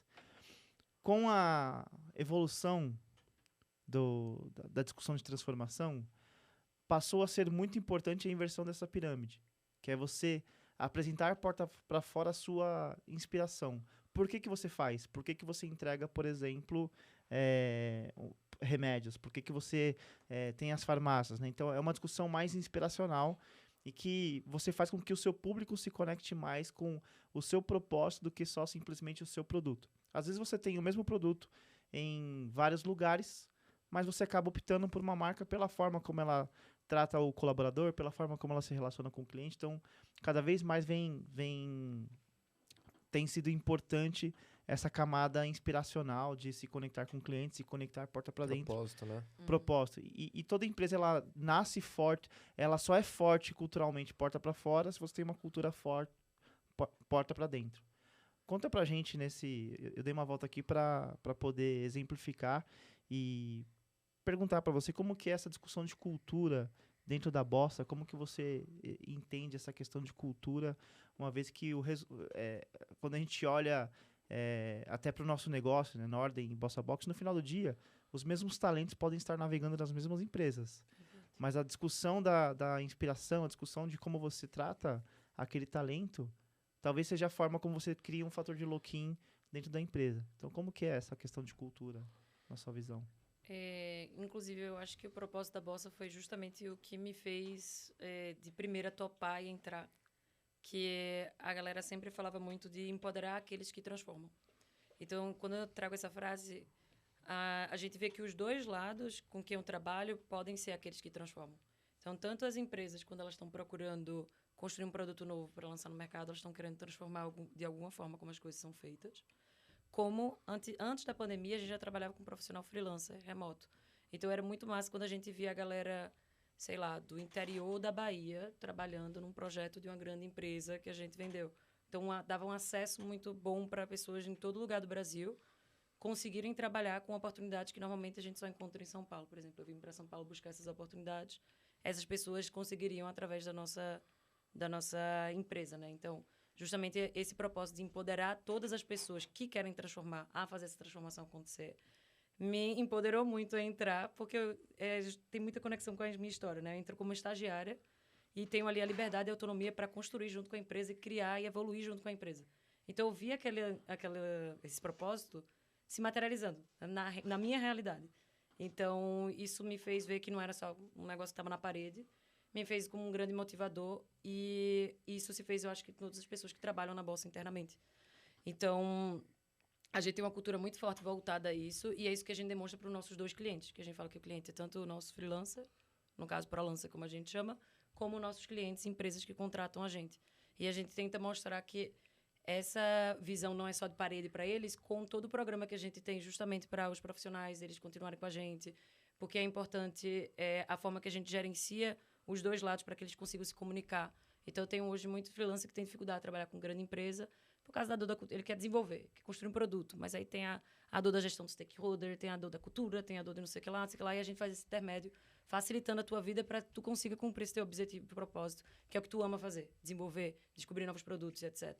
Então, a gente tenta viver no dia a dia, de fato, essas transformações. Aqui na grande empresa, quando a gente traz esse fator de educação, que a gente tenta batalha, etc. Por isso que eu disse, a gente vai dizer, não, a gente vai. Mas a gente vai trazer os caminhos, o que é que a gente acha que é o essencial, etc. É para mostrar a essas empresas como existe um outro caminho para elas acertarem, não falharem ali naqueles 76% de produtos que falham. Então, a gente vai demonstrando através dessas ações de como é que a gente vive para fora também, justamente essa ambição que é empoderar aqueles que querem transformar. Eu acho que esse é o ponto mais forte assim, da Bolsa, por isso que eu fui para lá.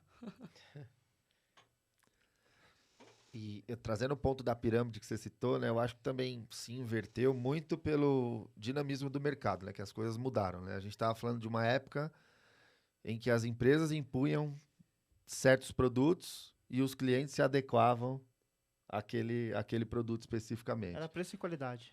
Com a questão da transformação digital, vários canais, a galera empreendendo muito mais porque redes sociais aí e tudo mais, o cliente começou a tomar posse, né, dos caminhos, né? Então hoje você escolhe a empresa muito mais pelo propósito, pela cultura, pelo que ela demonstra de centralidade do cliente, do produto que ela vai desenvolver para a tua necessidade, do que, de fato, para um produto de prateleira que você era obrigado a, de fato, se adequar ali, né?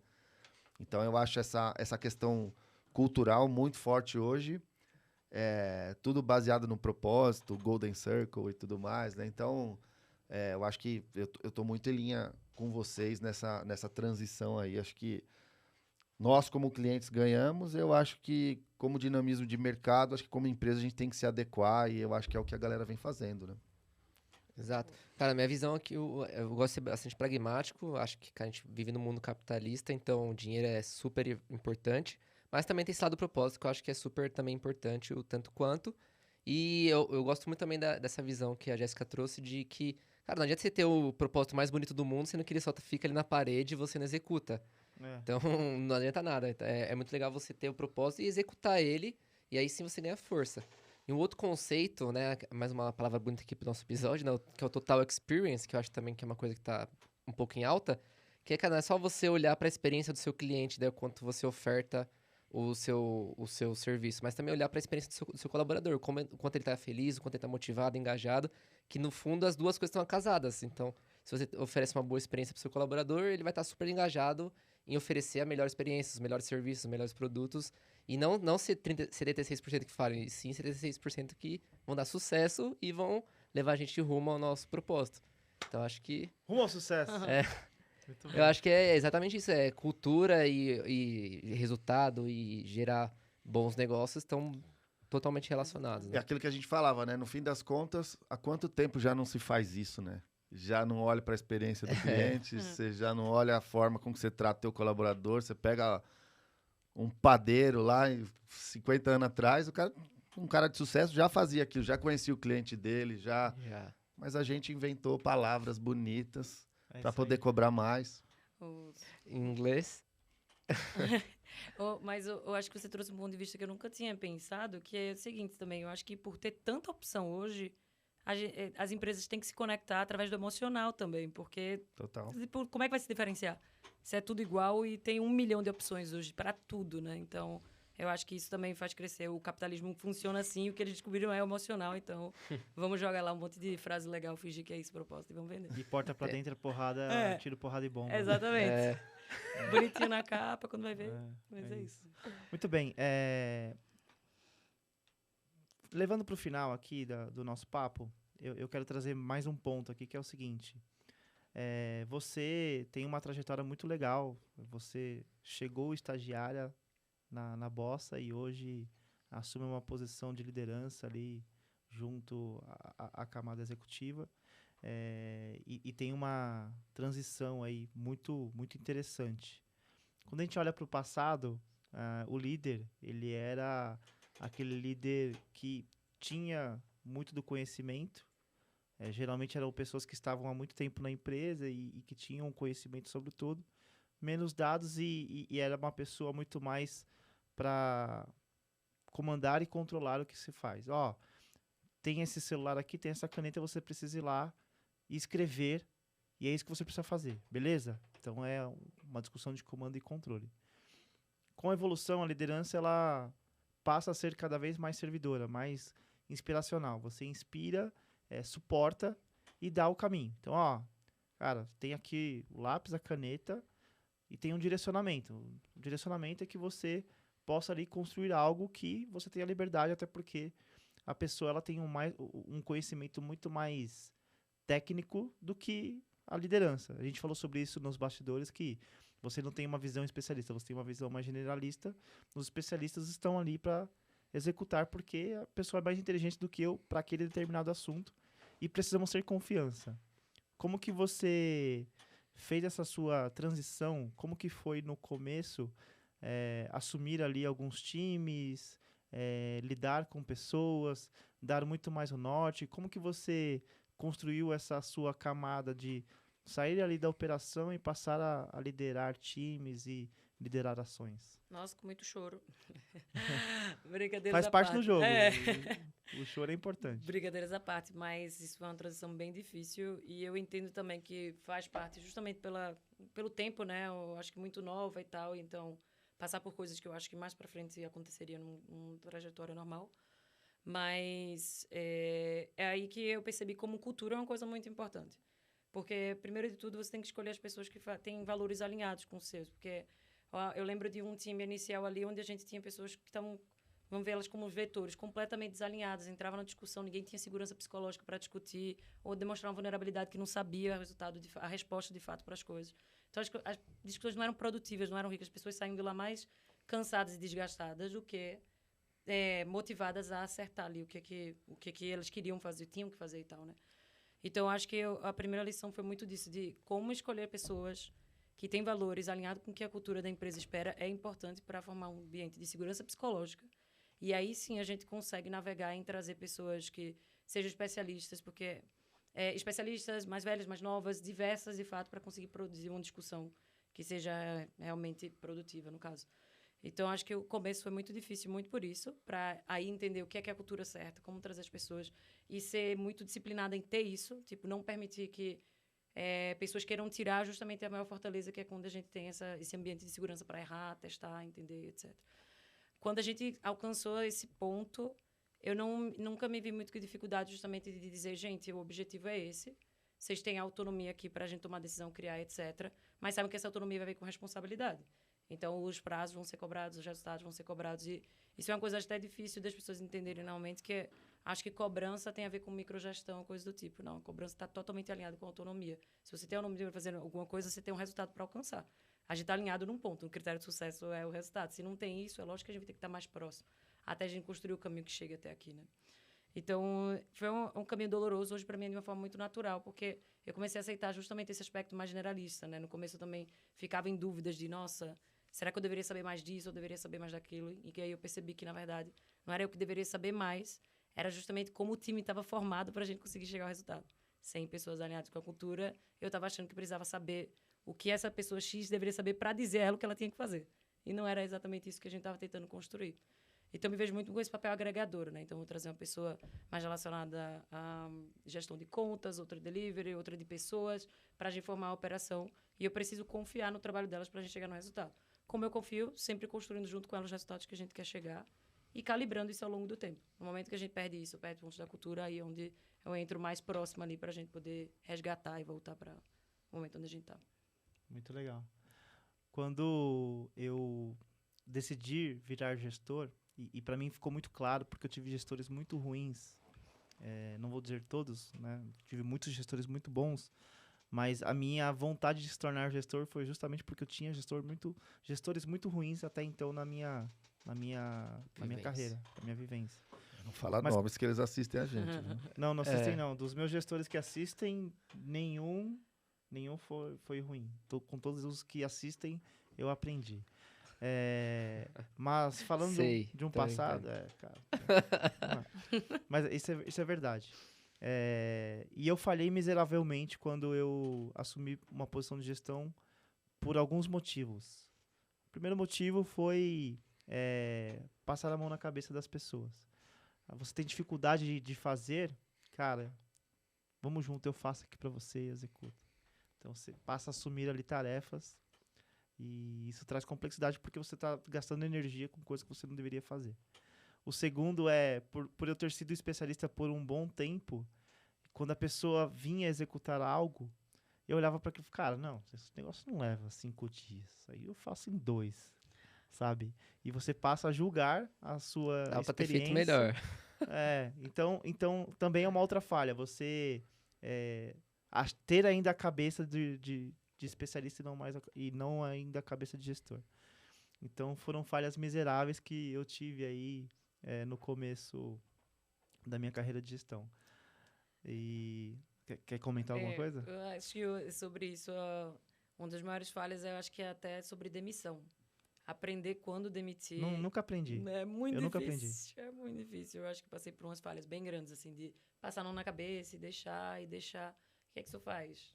Atrapalha o resultado do time, as pessoas começam a desmotivar, porque tem uma pessoa que está ali que não precisava estar ali. Mas é muito difícil passar por esse processo, realmente entender quando, quem, como isso é importante para o grupo, né? E o grupo está acima de uma pessoa no individual. Acho que isso é um ponto bem difícil também. Muito bem. Tudo foram muitas flores aqui nesse episódio. Mas conta pra gente aonde tiveram falhas. Conta a sua maior falha ao longo da sua carreira? Abre pra gente aqui agora. Cara, eu acho que a maior falha é relacionada a pessoas. E eu acabei de comentar, é o ponto da demissão. Acho que eu demorei muito tempo e isso não aconteceu. Não foi só de primeira. Eu errei 3 vezes. Eu acho que as 3 vezes eu demorei muito e deixei o time sobrecarregar. A primeira vez o time completamente sobrecarregado, porque se você tem cada parte responsável por uma responsabilidade e uma não faz, vai sobrecarregar o resto do time, não tem para onde. E aí eu acho que muito aquele medo de não ser gostada, ou de ser a pessoa que demitiu, a única, assim, que não tá rolando demissão. Então, tudo tão flores, a empresa só cresce, etc. E vai chegar aqui uma demissão. Então, acho que muito esse medo de ser colocada nessa posição. E você vê como isso é importante, na verdade, e faz parte do jogo. Então, acho que muito você, jovem, eu não conseguia enxergar isso na época. E deixei até esse meu lado pessoal se sobressair, a minha responsabilidade da empresa. Então, acho que esse foi dos piores, assim, a primeira vez. Eu acho que sobrecarregou muito o time. A segunda, eu acho que até fez a pessoa se sentir mais poderosa, porque acho que até ela percebia que não deveria estar ali, e aí começou a tomar ações onde eu não estava, onde ela se colocava, tipo assim, nada vai acontecer comigo, sabe? Isso detona muito a cultura da empresa. Eu acho que esses são exemplos que eu sofri muito depois para perceber como ou desmotivação, ou falta de resultado, ou falta de engajamento do time era minha culpa. E aí lidar com isso depois, uma dor de cabecinha, né? Uns sonhozinhos diferentes, mas eu acho que é a pior falha, porque me inspira muito ver as pessoas progredindo. Sim. E eu me ver como a falha disso daí, justamente porque eu não consegui tomar uma decisão mais assertiva, eu acho que é complicado demais. Legal Sensacional, demais. hein? Cara, acho que você tava falando, tava dando uma viajada aqui, mas prestando atenção. Cara, aqui você comentou bastante, cara, você tá lendo um livro ali sobre relações humanas em questões de projetos e tal, e como ter a confiança das pessoas. Também comentou que no processo de vendas tem toda uma análise do perfil da empresa, faz um mapeamento ali usando aquela questão de quem é o aprovador, tudo mais, quem são as pessoas, as motivações daqueles gestores. E agora a gente tá falando, olhando para dentro de casa, olhando para pessoas novamente. Cara, acho que a gente tá falando aqui sempre sobre pessoas, né? É sempre sobre É pessoas. sempre isso. É muito legal, né? Que, cara, a gente tá. No final das contas, se você não sabe trabalhar com pessoas, né, cara? Aí Acabou. fica difícil. Legal demais, pessoal. Assim, ó, a gente navegou aqui sobre operações de squads, sobre os desafios da terceirização, sobre as discussões sobre concepção, construções de produtos, de projetos, sobre frameworks, sobre cultura, sobre hack de cultura. Então, a gente abordou aqui, junto com a sua história, Jéssica, temas muito legais. E baseado nisso, Dan, eu queria que você trouxesse aí as suas considerações finais para este episódio, atender às suas expectativas e como que você dá aquele recado final ali para a turma. Vamos lá. Bom, Rafa, eu acho assim, eu saio muito satisfeito desse episódio. Jéssica, obrigado por compartilhar tuas ideias e tuas experiências com a gente. Eu gosto muito desse formato, muito porque a troca, né, aumenta repertório. Porque aqui a gente falou de liderança, a gente falou de construção de produto, a gente falou de N assuntos, e nenhum tem uma receita de bolo. Nenhum. Então, as trocas de experiências, de vivência, cria repertório para a gente poder aprender mais sobre aquele tema e conseguir navegar. Então, por isso que esse formato eu amo, assim. Então, eu saio com... As minhas expectativas foram atendidas aqui. Eu acho que eu saio com muito mais repertório desse papo. Agradecer também vocês aí, porque a gente sempre fala isso sem gravar, né? Então, gravando, a gente sempre troca essas ideias, então é sempre muito bom aprender. Graças a Deus eu tenho nos meus amigos as referências profissionais, com tudo que traz a minha trajetória, então hoje não foi diferente. Acho que foi fantástico, então agradeço aí, Jéssica, principalmente pelo seu tempo e pelas trocas aí. Obrigado, viu?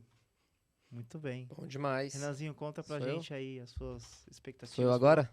Você, cara. Ah, Você obrigado. é A você Lock com Pocket. com essa malharia, Você gostou? Cara, tá muito Eu vim muito especialmente estilo. pro produto piloto. Colombo, patrocina nós. Mas eu vou falar, depois que Vim você... especialmente pro produto piloto. Antigamente o cabelinho era mais na régua, mas... Sério? Tá estiloso. largou, para, né? Tá Largou. na régua. Meu cabeleireiro tá assistindo, hein? Não é cabeleireiro. É barbeiro. Seu barbeiro, isso. Vai lá. Tô brincando.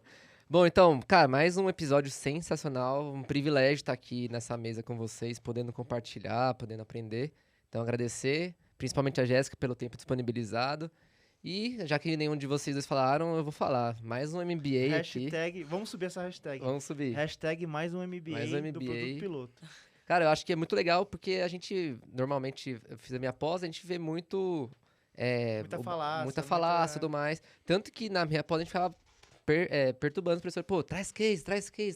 Pô, porque a gente quer ver na prática. Eu não quero o case do Uber, não quero o case do iFood. Do Airbnb. Do Airbnb, porra. Pô, tudo certo. me ajuda aí, né? Que é da vida real. Eu acho É. que o que a gente produz aqui é justamente isso, é trazer coisas da vida real, coisas que a gente vê no dia a dia e não no que tá na lousa, né? O script tá certinho. No script. Spotify exato. já mudou 50 vezes que estão vendendo o case do Spotify. Né? A galera ainda tá falando daquele mundo Puta, é verdade. É isso. Acabou. Muito bem. Jéssica, por favor, aquele recado final para aquela pessoa que está em casa buscando novos conhecimentos, muito do nosso público são pessoas que estão em transição de carreira, são pessoas que estão começando a entender essa dinâmica de que os negócios eles são os digitais, mesmo as empresas tradicionais elas estão usando da tecnologia para poder alavancar os seus negócios. Então dá um recado final ali para aquela turma e faça a sua apresentação das suas redes e se despede aqui da turma. Beleza. Primeiro de tudo, obrigada. Eu também adorei conversar aqui com vocês hoje. E pro pessoal que tá em casa, eu acho que, apesar da gente ter falado muito de não é só script, eu acho que para quem tá começando a transicionar, tem que ler. E a informação tá disponível. Você não precisa pagar pro MBA para se especializar sim, mas tem muita informação online que você pode conseguir. E eu acho que hoje o LinkedIn também abre muito espaço para você ouvir cases. Tudo bem, lá tem um monte de gente que é só flores, nada acontece. Mas se você seguir as pessoas certas, tem muito case também.